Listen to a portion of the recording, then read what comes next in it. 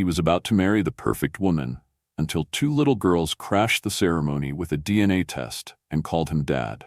What followed was a heart-wrenching journey of betrayal, forgiveness, and a love story reignited after a decade of silence.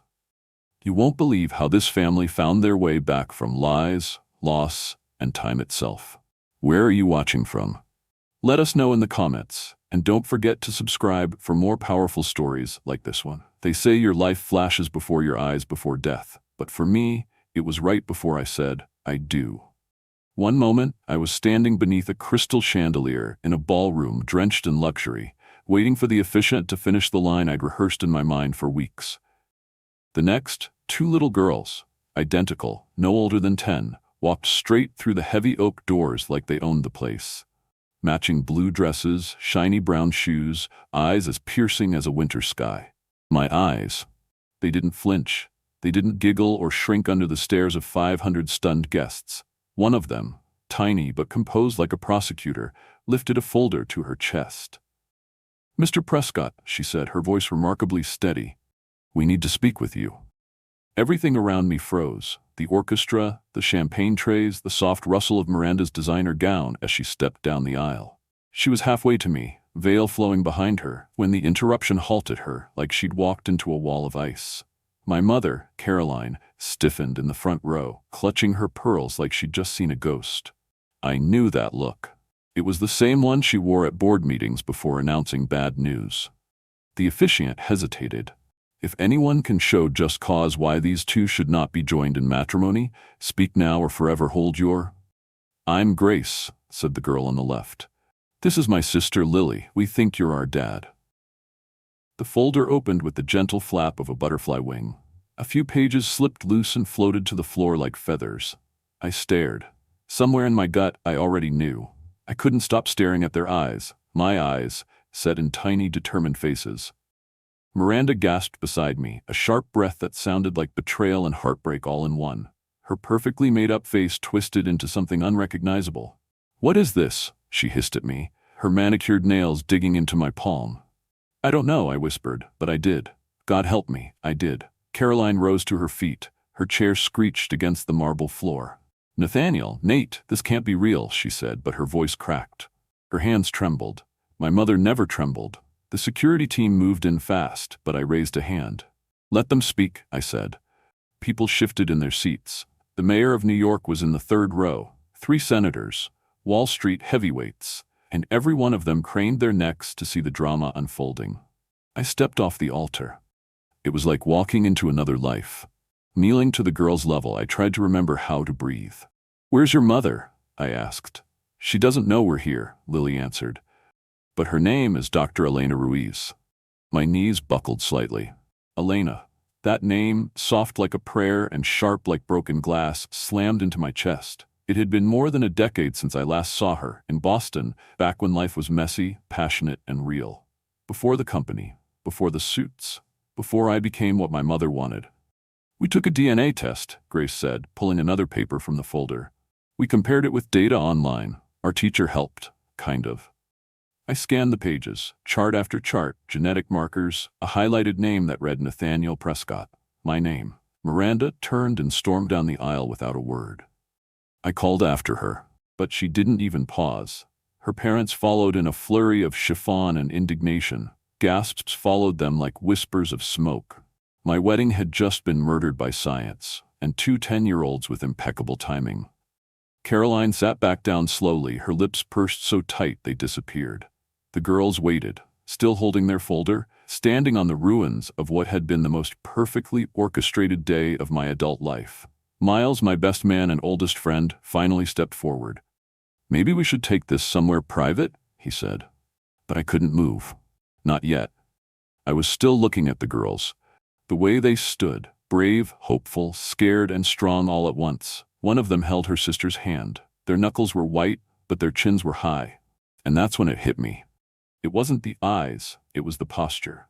I used to stand just like that when I argued my first merger, when I begged the board not to shut down our Chicago branch, when I made my first pitch to investors at 24. I looked back at Caroline. She was shaking her head slowly, not in disbelief, but in recognition. She saw it too. That same fire that ran in our blood now burned in these girls. "Can we talk?" I asked them. Grace and Lily nodded together. I took the folder and walked out of the ballroom, leaving behind the flowers, the whispers, the ruined cake, and a stunned congregation that would soon flood social media with photos of the Prescott wedding scandal. The cameras had already captured the drama. I could feel the flashbulbs on my back like judgment. But none of that mattered anymore, because two little girls had just given me a second chance. And I was about to find out what kind of man I really was.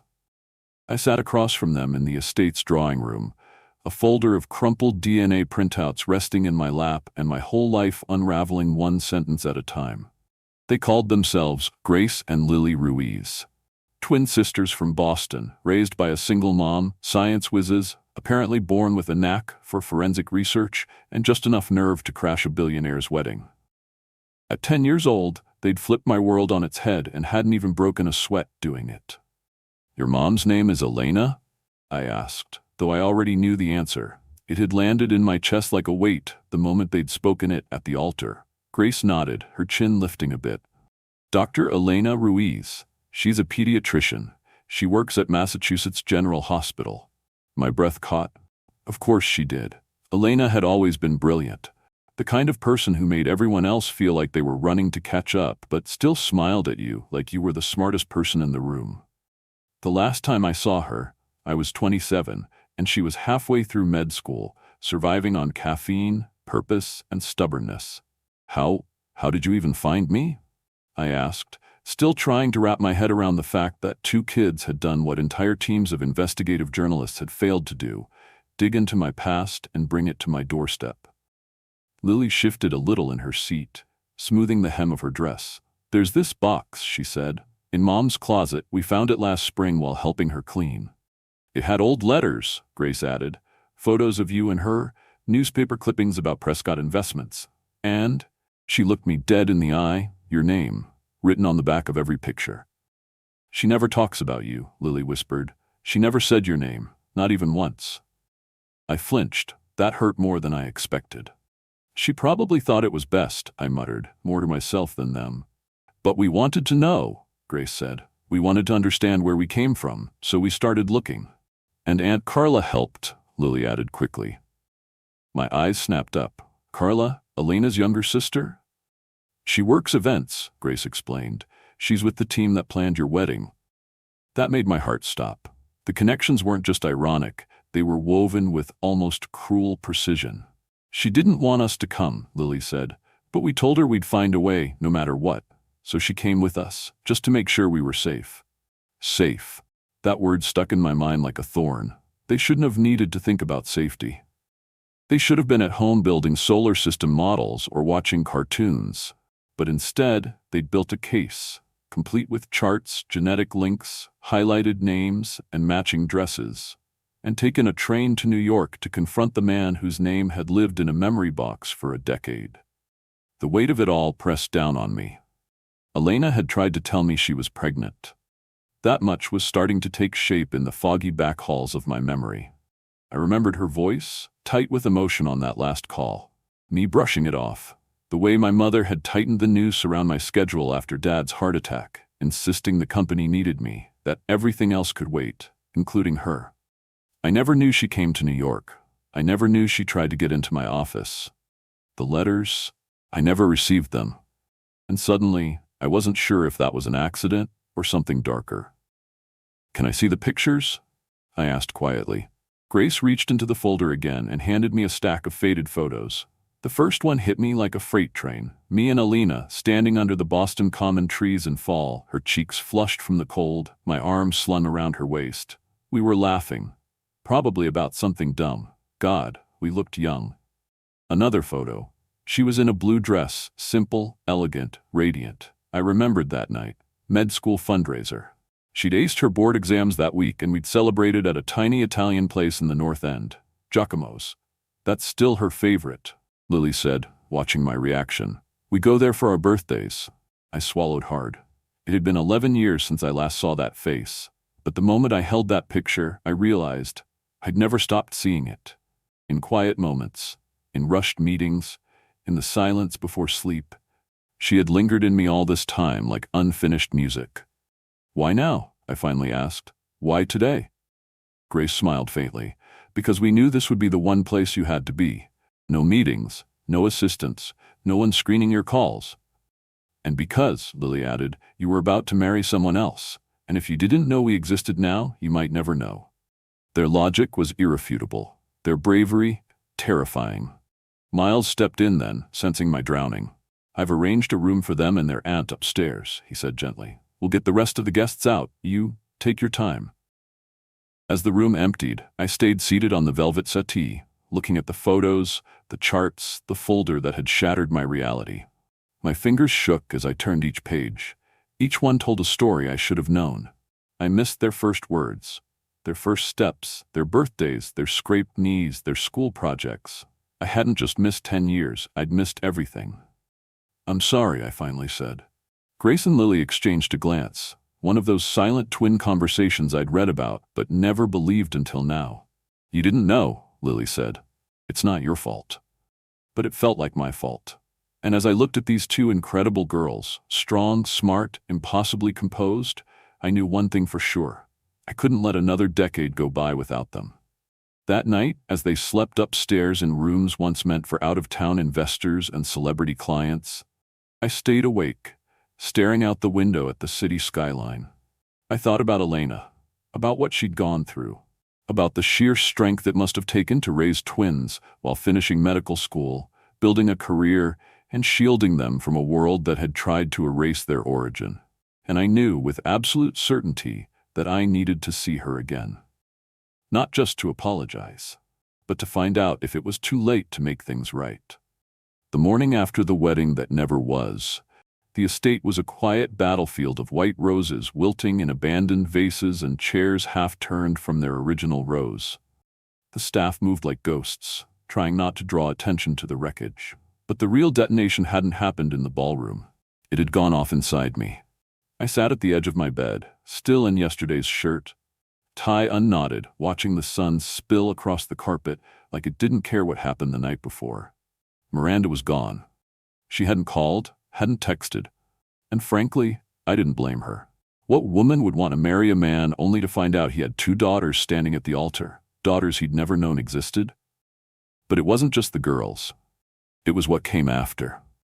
The hours of quiet revelations, of staring at old photos and listening to Grace and Lily talk about a life I wasn't part of. The questions I couldn't answer. The ache I hadn't expected.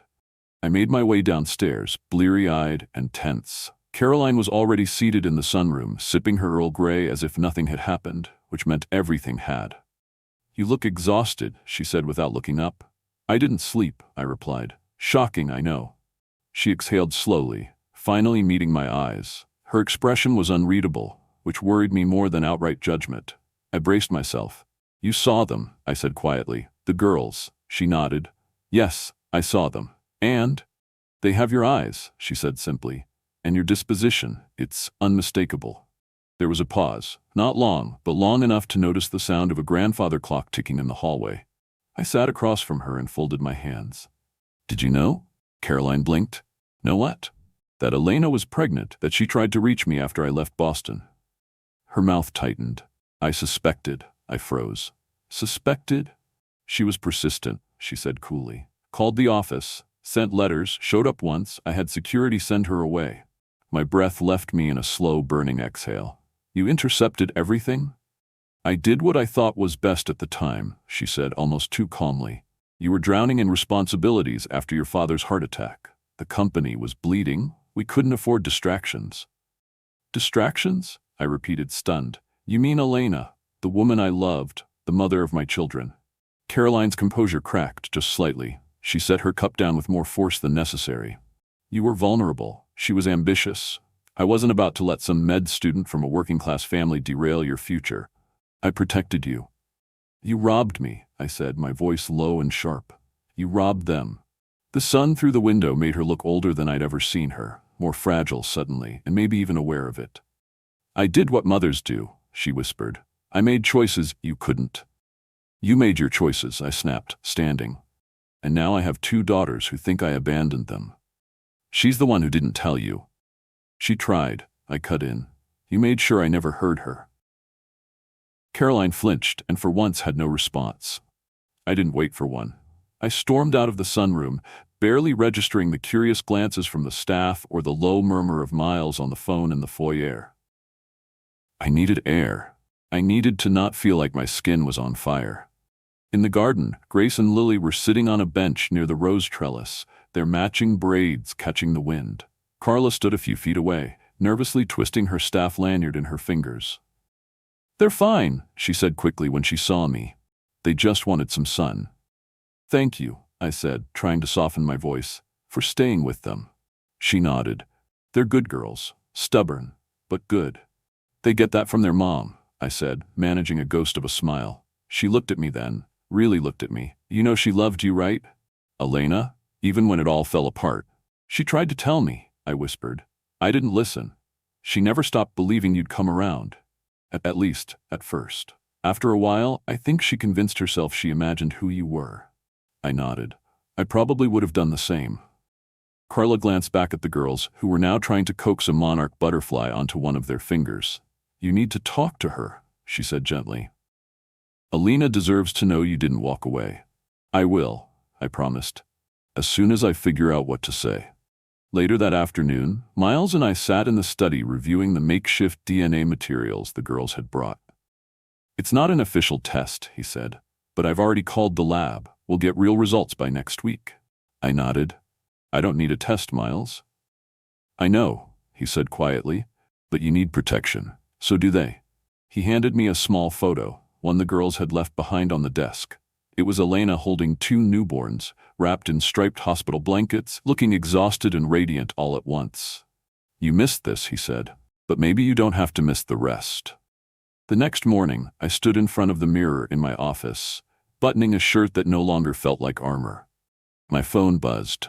A text from an unknown number. "It's Elena. We need to talk. I'm on the 9 a.m. train. Don't let anyone block me this time."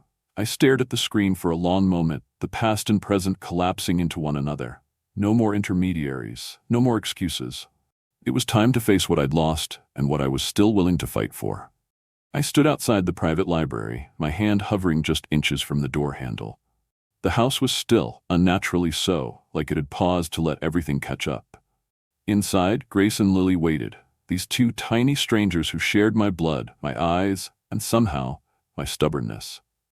It had only been 2 days since they'd walked into my wedding and detonated the life I thought I was building. And still, something about them already felt familiar. A kind of gravitational pull, like we'd been orbiting each other unknowingly for a decade, and now the force had snapped us into alignment. When I walked in, they were perched side by side on the oversized leather sofa, their feet swinging inches above the floor, a sacred folder between them like a holy artifact. They looked up at me in unison, and something about their twin symmetry caught me off guard. It was eerie and beautiful and, God, mine. I sat down across from them, not on the big armchair that made me feel like a CEO, but on the low ottoman that put me at their eye level. "I guess we should talk," I said softly. Lily nodded. "We made a list." Grace opened the folder again. "Of everything we think you should know." It was color-coded, of course it was. They went through it one by one, everything from their favorite foods, Lily, grilled cheese, Grace, sushi, to their science fair wins, to the summer they built a model Mars colony and presented it to the local library board. At one point, Lily pulled out a printed essay titled, "Why My Mom is a Superhero," and started reading it aloud, her voice wobbling a little on the final sentence. "And she's done it all without any help from our dad, whoever he is." I couldn't speak. They were brilliant, funny, so full of light. But it was that last sentence that gutted me, the honesty in it, the absence I hadn't known I was responsible for. I cleared my throat, trying to keep my voice steady. "Your mom, Elena, she never told me," I said. "I didn't know. If I had." "We believe you," Grace interrupted gently. "We didn't come to make you feel bad. We came because we wanted to know who you are," Lily added. "And now we do." I looked at them, really looked at them. They weren't just smart, they were brave. They'd crossed states, carried secrets, disrupted a wedding, and still had the grace to offer me kindness. I leaned forward, elbows on my knees, voice low. "I don't know what kind of father I can be, but I know I want to try. If you'll let me." Lily glanced at her sister, then back at me. "You don't have to try too hard. Just don't disappear," Grace said. "We've had enough of that." That night, we had dinner together in the small breakfast nook off the kitchen, away from the cavernous dining room where deals were usually made. Carla joined us, watching protectively but letting the girls take the lead. They told me about their school, their teachers, the science museum in Boston they loved. Grace wanted to learn piano, had been teaching herself off YouTube. Lily was obsessed with veterinary medicine and apparently could identify over 50 breeds of dogs on sight. Halfway through the meal, Grace paused mid-chew and asked, "Do you like music?" I smiled. "I used to play piano." "Really?" She perked up. "Mom said you played a song the night you met." "Claire de Lune," I said instantly. The words felt like muscle memory. She said it reminded her of possibility. Lily tilted her head. "What does that mean?" "It means it felt like the beginning of something big," I said. The next morning, I asked the house staff to dust off the old Steinway in the music room. I hadn't touched it in years. It felt strange under my fingers at first, stiff and unfamiliar, but as the melody unfolded, Grace sat beside me, eyes wide. I played softly, not for show, just to share something.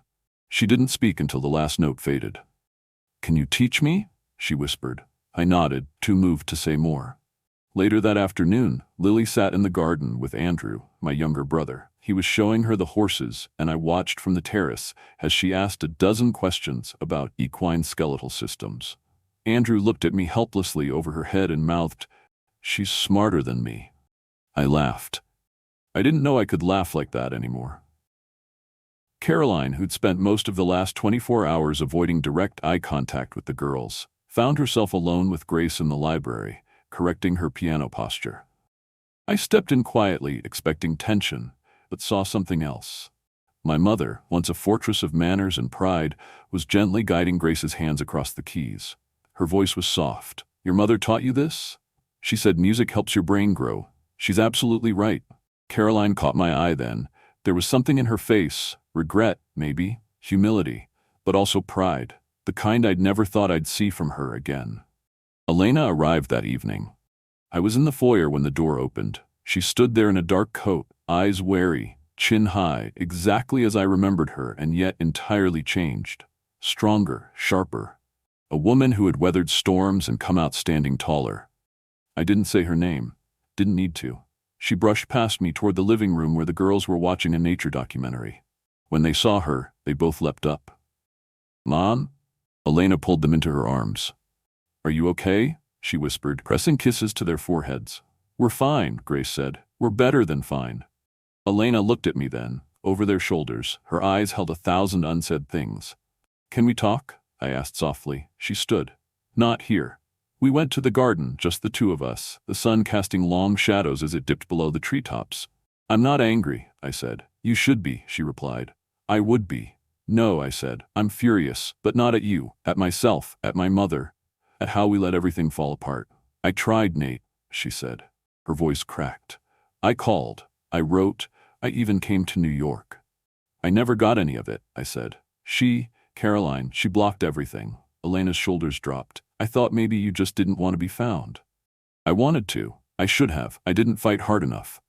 We stood there in silence, two people who once loved each other ferociously, now reduced to what-ifs. "I can't change what happened," I said finally. "But I can be here now.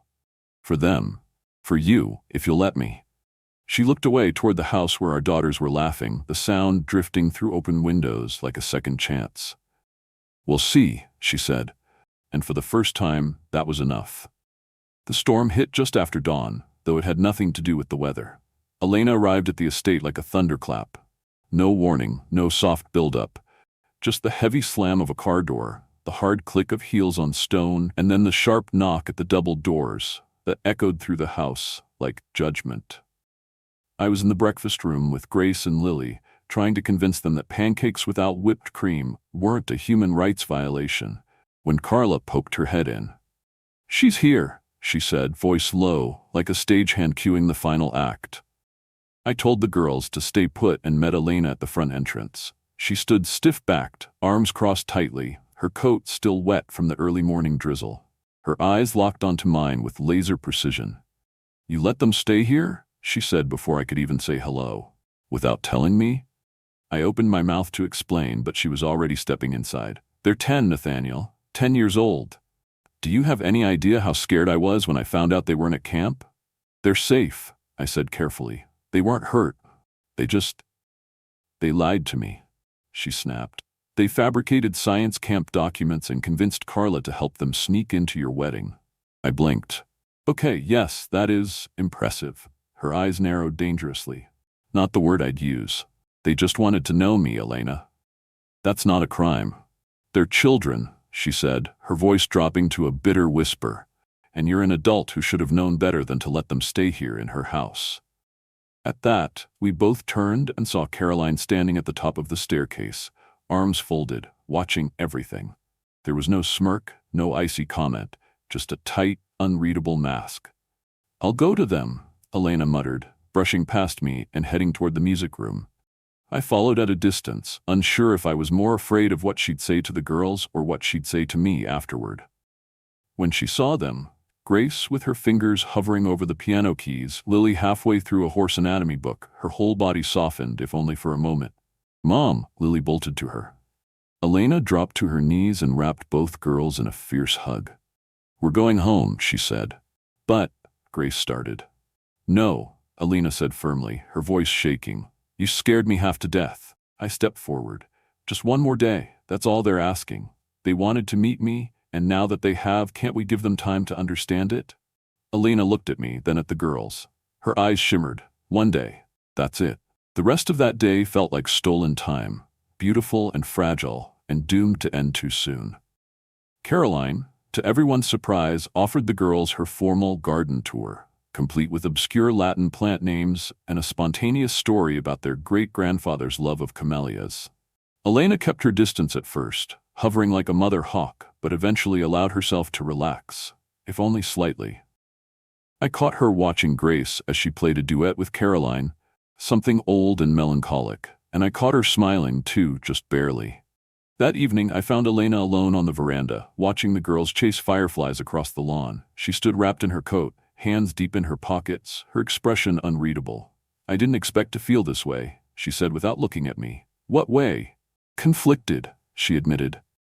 "Seeing them here, seeing you with them." I nodded. I didn't expect any of this either.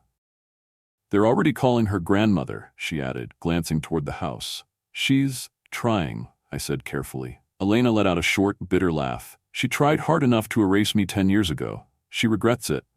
"That doesn't undo the damage." "No," I said, "but maybe it means we don't have to stay in it." She finally looked at me. "You're still good at words." "I've had a lot of practice making apologies lately." The silence stretched between us. Not cold, just uncertain. "I never stopped thinking about you," I said, voice low, "even when I thought you didn't want to be found." "I tried so hard," she whispered. "I called, I wrote, I begged to see you, and every door was closed." "I know," I said. "I believe you." She looked away. "I don't know if I can forgive that." "I'm not asking you to," I said. "I just want you to know that I would have been there. I would have raised them with you."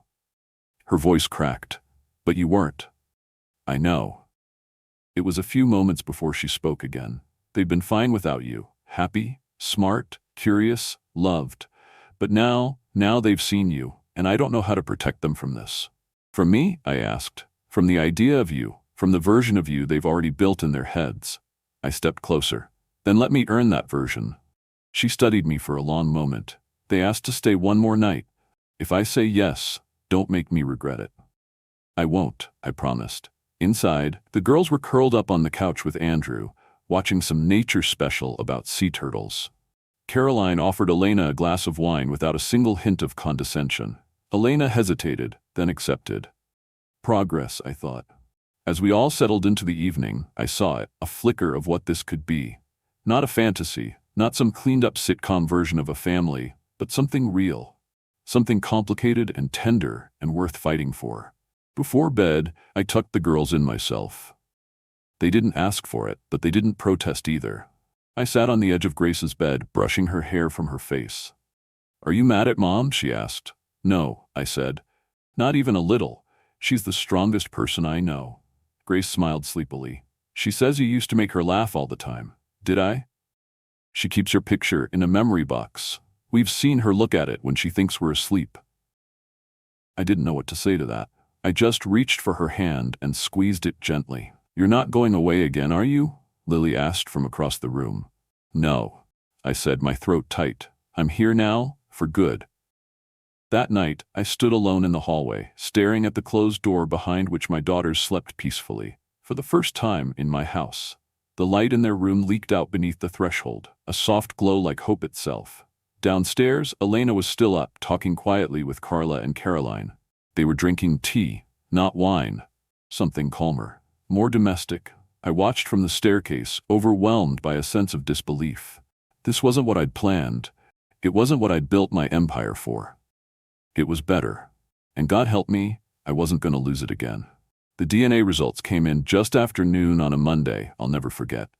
I'd been staring at the envelope on my desk for over an hour, an ordinary cream-colored thing with the weight of an entire decade stuffed inside it. Miles, ever efficient, had used a contact at the lab to rush it through. I hadn't asked for that. I didn't need a test to tell me what I already knew. One look into Grace's inquisitive eyes, or the way Lily tilted her head like she was processing 4 things at once, that was all the proof I ever needed. But something about opening it made it official, legal, irrefutable. I tore it open slowly. My hands were steadier than I expected, considering my heart was beating so hard I could hear it in my ears. The first few paragraphs were dense with scientific jargon, little comfort for a man who hadn't taken a biology class since high school. But there it was, near the bottom of the page, printed in black and white. Probability of paternity, 99.9998%. I leaned back in my chair, exhaling slowly, as if I'd been holding my breath for the past 10 years. Miles was already standing across from me, watching closely. He didn't say anything at first, just gave me a slow, knowing nod. You okay? He asked after a beat. Yeah, I said, though my voice cracked on the second syllable. Yeah, I'm a father. Miles smiled, and for once, it wasn't the tight-lipped, businesslike expression he wore in the boardroom. You've been a father, Nate. You just didn't know it. I didn't respond. I was still staring at the paper like it was a portal to a version of my life I'd never lived. First words I hadn't heard, school projects I hadn't helped with, birthdays I'd missed. 10 years of lost time, each year folded into a sentence on a medical form. They have a piano recital on Wednesday, I said suddenly, startling myself with the sound of my own voice. Miles raised an eyebrow. The twins? I nodded. And Lily's got a science competition that same afternoon, in Boston. You're supposed to be in Tokyo next week, he reminded me gently, meeting Nakamura about the merger. I'll reschedule, I said, already reaching for my phone. You sure? I looked at him, my expression hardening. The board doesn't have 10 years of fatherhood to make up for. He didn't argue. The next few days passed in a blur of flight changes, calendar shifts, and a blur of documents rerouted to my Boston hotel. For the first time in my career, I didn't care if quarterly projections landed in someone else's hands.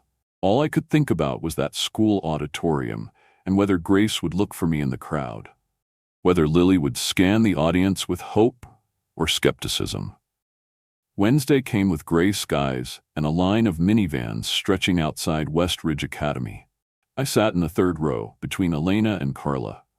Elena had insisted we sit far enough back that the girls wouldn't be distracted, but I could see her watching them anyway, watching me. Grace walked out onto the stage in a pale blue dress that matched her eyes, our eyes, and sat at the piano with the confidence of someone twice her age. She didn't hesitate. She didn't look nervous, but I could see it, the tiny twitch in her jaw, the barely noticeable shift of her shoulders. The same things I did before presenting to a boardroom. When her fingers touched the keys, I forgot where I was. The music filled the room with something that felt too big for a child, too emotional for a recital. She was playing Claire de Lune. And suddenly, I wasn't a businessman or a CEO. I wasn't the son of Caroline Prescott or the face of a billion-dollar empire. I was just a man watching his daughter speak a language he thought had been long buried. When she finished, the applause erupted around us, but I didn't clap right away. I couldn't. I was too busy trying not to cry. Elena saw it, I know she did. Her hand brushed mine, subtle and fleeting, but real. The first time she'd touched me voluntarily since this entire ordeal began. Later that afternoon, we gathered in the gymnasium for Lily's science fair. She stood beside a trifold poster covered in diagrams of vertical gardens and aquaponic systems, explaining her project with such clarity and conviction that the judges couldn't stop nodding. When one of them asked how she'd come up with the idea, she said, "Our school cafeteria has bad vegetables. I wanted to make better ones. The simplicity, the ingenuity." It was dazzling. When they called her name for first place, she didn't beam or jump up and down. She just turned toward me with a small, satisfied smile. That quiet confidence, that pride, it struck me more deeply than any business deal I'd ever made. We went for ice cream afterward, the four of us squeezed into a booth at a little parlor off Main Street. Elena watched the girls with that mix of love and exhaustion only mothers possess. I watched her.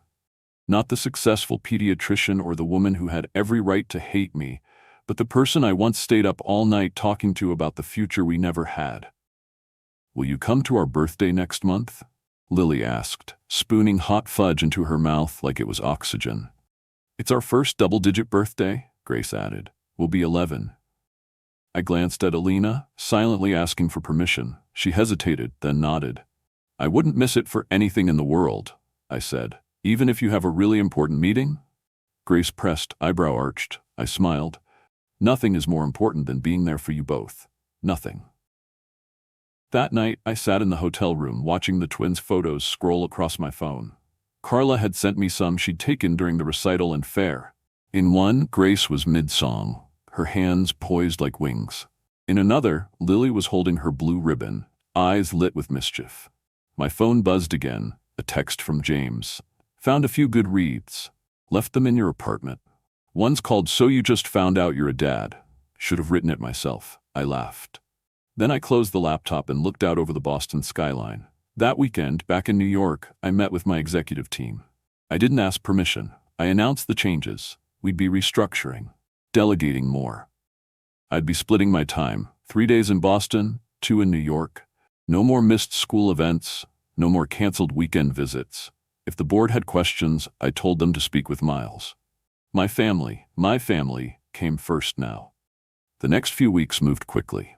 Elena and I fell into a rhythm, me visiting Boston, helping with homework, showing up at doctor's appointments, getting to know the girls beyond their academic brilliance. We weren't co-parenting yet. Not fully, but we were figuring it out.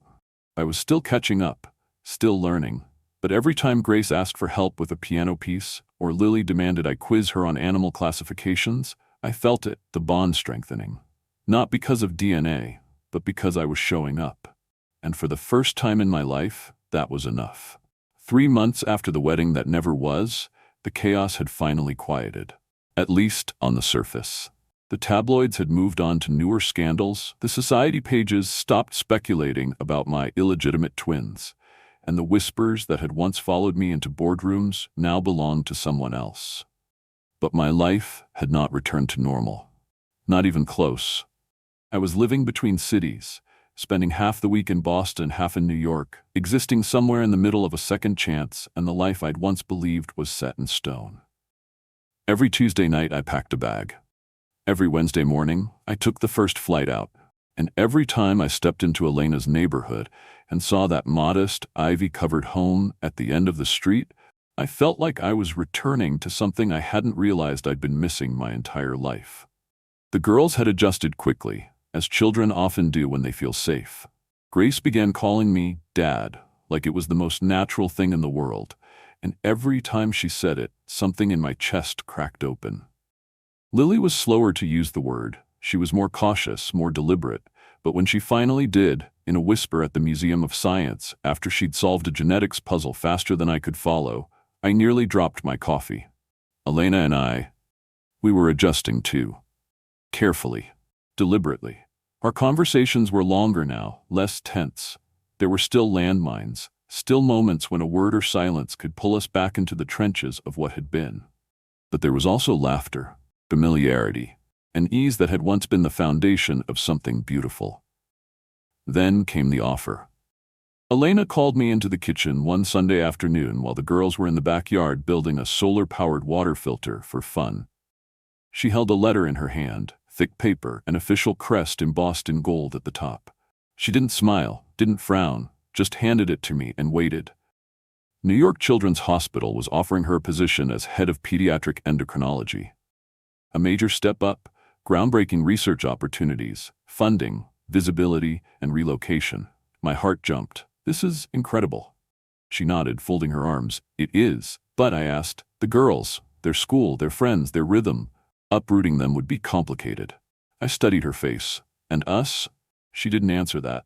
Instead, she asked, if I took the job and we moved to New York, what would that mean for you and the girls? I didn't have a polished answer. I wasn't sure I wanted one. But I knew what I felt. I'd get to be more than just the weekend dad, I said. I'd be here, fully, present. She nodded slowly, absorbing it. That week, I made a decision. It wasn't rehearsed or dramatic. It wasn't scrawled into a journal or scribbled onto a whiteboard. It was simple, really. I wanted my family. Not halfway, not in fragments, all of it. So I bought a house, not in Manhattan, not in the Boston suburbs, but in Connecticut, halfway between both cities. Quiet, private, surrounded by trees and sky. A place with a big backyard and creaky floors and a front porch that practically begged for a pair of rocking chairs.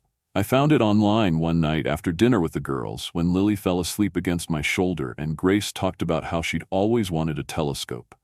I brought Elena to see it on a Saturday. She stepped through the front door, ran her hand along the banister, and stood in the sunroom, looking out at the woods beyond the property line. This feels different, she said almost to herself. It's not a mansion, I said. It's not designed for galas or board meetings, but it's ours, if you want it to be. She turned to look at me, and I pulled the small velvet box from my pocket. Elena, I said, voice steady despite the hurricane in my chest.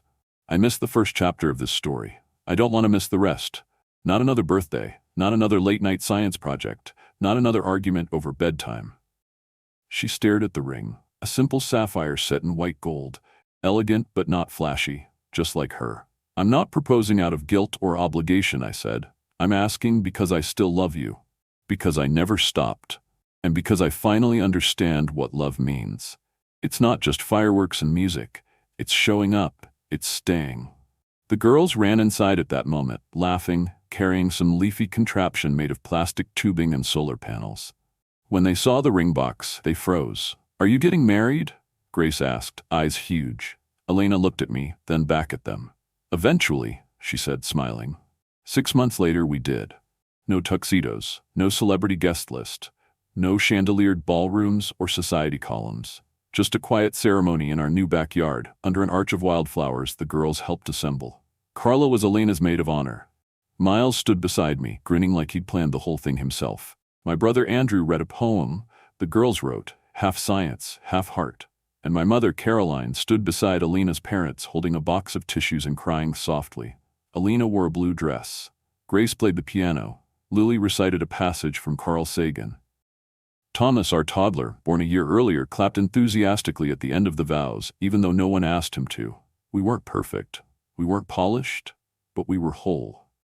That night, after the guests had left and the candles had burned low, Elena and I stood on the back porch, arms wrapped around each other, watching our daughters chase fireflies under a sky bursting with stars. You're smiling, she said. I am. What are you thinking about? Everything I almost missed, I said, and how grateful I am I didn't. She rested her head on my shoulder. We built this, you know, not overnight, not easily, but together. I kissed her forehead. Best thing I've ever built. And for the first time in years, I knew exactly who I was. Not the heir to a financial empire, not a polished name on a plaque, but a husband, a father, and a man who finally understood what it meant to love something more than success. Something worth every sacrifice. Something real. 2 years later, our home hummed with the kind of beautiful, chaotic energy I never knew I needed. Thomas, our whirlwind of a toddler, was barreling through the living room on socked feet, gripping a half-eaten banana like it was a torch. Grace was at the piano, her fingers dancing through a new Chopin piece with quiet intensity, while Lily sat at the breakfast table surrounded by a fortress of science textbooks and notebooks labeled Top Secret Experiments. The sun streamed through the tall windows of our Connecticut home, dust motes catching the light like glitter suspended in air. It smelled like coffee, crayons, and something slightly burnt in the oven. Elena emerged from the hallway in a navy-wrapped dress, still typing a message on her phone, her stethoscope looped around her neck like a signature. Even after all this time, seeing her like that, poised, brilliant, late for everything, made my heart skip in that old, familiar way. She glanced up at me with an apologetic smile. "I forgot to prep Thomas's lunch for daycare," she said, grabbing an apple and slicing it with one hand while replying to a message with the other. "Can you handle drop-off?" "I already packed his lunch and signed the field trip form," I said, sipping my coffee with smug satisfaction. She looked up, blinking. "Who are you?" I grinned. "I'm the reformed man you married." From the hallway, Thomas let out a triumphant "ta-da!" followed by the unmistakable crash of something ceramic. Elena didn't even flinch. "That sounded expensive," she muttered. "I think it was the vase from your aunt." Ah well, she never liked me anyway.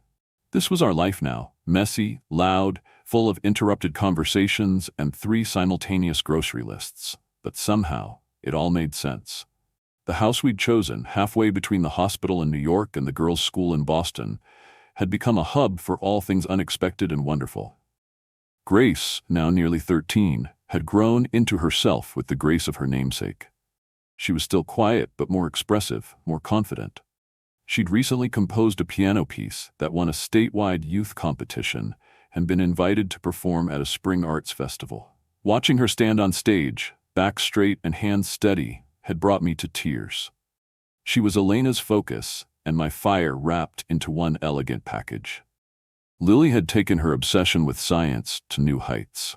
This week alone, she'd built a working weather balloon, won 3rd place in a regional robotics tournament, and nearly incinerated a section of our backyard testing a homemade rocket. She was braver than I had ever been at her age, and smarter than I had any right to claim credit for. And Thomas? Thomas was the joyful disruption none of us knew we needed. He'd inherited Elena's curls and my blue eyes, and every day he announced something new with toddler-sized confidence. "I'm a dinosaur now," or "Today I fly to Jupiter," or "Grace is a unicorn, and Lily is my boss." No one argued. The extended family had also settled into their roles with surprising ease. Caroline, once a fortress of control and pride, had become the devoted grandmother I never imagined. She now kept a rotating stash of educational toys and helped Lily source rare science journals, even if she didn't always understand what she was reading.